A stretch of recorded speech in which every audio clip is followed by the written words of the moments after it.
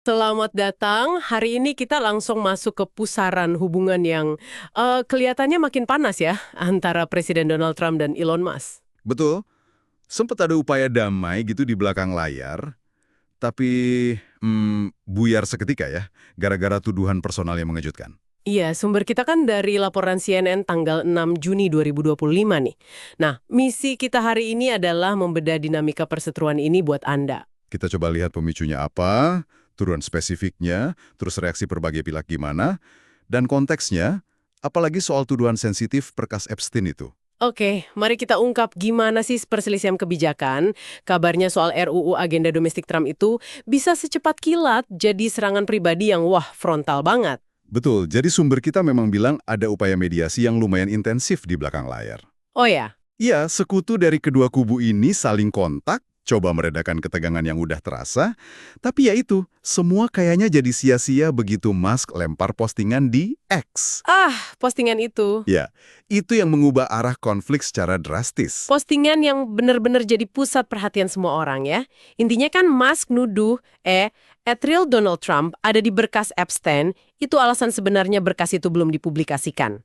Gitu kan? Persis, klaim yang sangat berat dan, ya ampun, eksplosif. Sangat berat.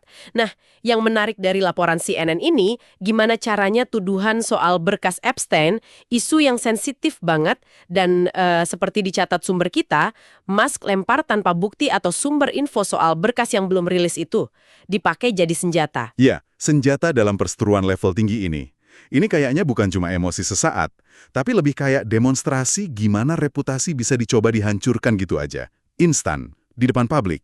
Dan kata sumber di lingkaran dalam yang dikutip CNN, ini jadi titik baliknya. Benar-benar pindah haluan. Betul, perselisihan soal RUU One Big Beautiful Bill itu kayak dilupakan aja gitu. Sekarang murni personal. Staf Gedung Putih sampai bilang, ini kayak perceraian ya. Sumbernya kasih petunjuk nggak? Ini cuma emosi atau ada strategi di baliknya? Laporan CNN lebih fokus ke reaksi saat itu sih. Para staf emang mantau X sama Truth Social dengan wah, intens banget. Pasti ya. Bahkan ada yang komen di grup chat internal mereka, saya kira mungkin Agustus baru kejadian gitu, seolah udah nebak ini bakal terjadi. Wah, udah diantisipasi ya. Secara resmi, Sekretaris Pers Caroline Leavitt cuma bilang ini episode yang disayangkan dari Musk.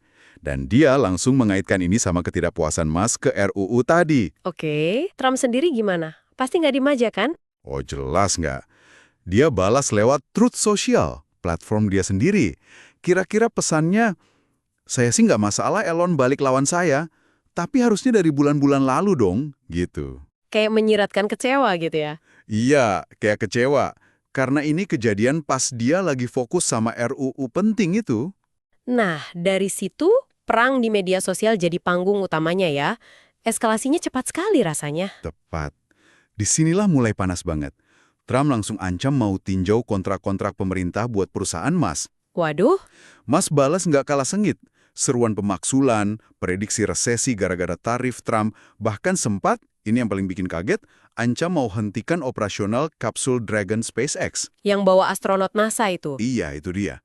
Ancaman terakhir ini kan dampaknya serius banget. Gila, kecepatannya ini hampir bikin bingung ya. Dari ancaman serius soal program luar angkasa nasional, terus tahu-tahu Musk tarik lagi ancamannya. Betul. Cuma gara-gara ada saran dari pengguna X lain, terus dijawab simple, saran bagus. Oke, kami tidak akan menonaktifkan Dragon. Ini benar-benar nunjukin dinamika konflik yang cair banget dan sangat publik ya di zaman sekarang. Betul sekali. Penarikan ancaman soal Dragon itu ya, setelah ada masukan di X, terus ada juga saran dari investor Bill Ackman supaya mereka damai demi negara.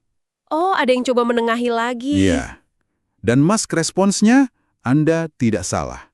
Ini kayak ngasih sedikit sinyal, mungkin ya, potensi deeskalasi. Tapi pertanyaannya, usaha pendinginan kayak gini apa bisa menghapus yang sudah terjadi? Mengingat tuduhan personal yang udah dilempar, apalagi soal Epstein itu kayaknya susah ya mau balik kayak semula. Nah, itu pertanyaan penting. Laporan CNN ini menangkap volatilitasnya. Eskalasi cepat, deeskalasi juga bisa muncul tiba-tiba lewat interaksi publik di platform yang sama. Iya juga sih. Tapi tuduhan seberat itu sekali dilempar ke publik, ya ninggalin jejak yang susah dihapus. Nggak peduli ada bukti atau enggak. Bekas lukanya mungkin tetap ada di sana. Jadi, apa artinya semua ini buat Anda yang menyimak? Kita udah lihat gimana perselisihan kebijakan antara dua figur super berpengaruh ini bisa meledak jadi serangan personal yang, wah, eksplosif banget. Dipicu tuduhan serius tanpa bukti, terus memicu reaksi keras, perang kata-kata di publik, sebelum akhirnya ada tanda-tanda mereda yang kayaknya rapuh banget ya. Iya ya, kayaknya rapuh ya. Yang paling penting buat Anda cermati dari laporan ini sebetulnya bukan cuma soal persinggungan kekuasaan politik dan teknologi aja, tapi bagaimana platform publik sekarang jadi arena utama buat pertarungan reputasi tingkat tinggi. Menarik. Penggunaan isu sensitif macam berkas Epstein sebagai taktik itu nunjukin potensi destruktif dari konflik kayak gini. Terjadi secara real time di depan mata kita semua. Dan gimana dampaknya bisa kebijakan, bisnis, sampai persepsi publik. Oke, dan sebagai pemikiran penutup nih buat Anda bawa pulang, kalau kita lihat betapa cepat dan meledaknya perselisihan ini pindah dari isu kebijakan ke serangan pribadi di ranah publik.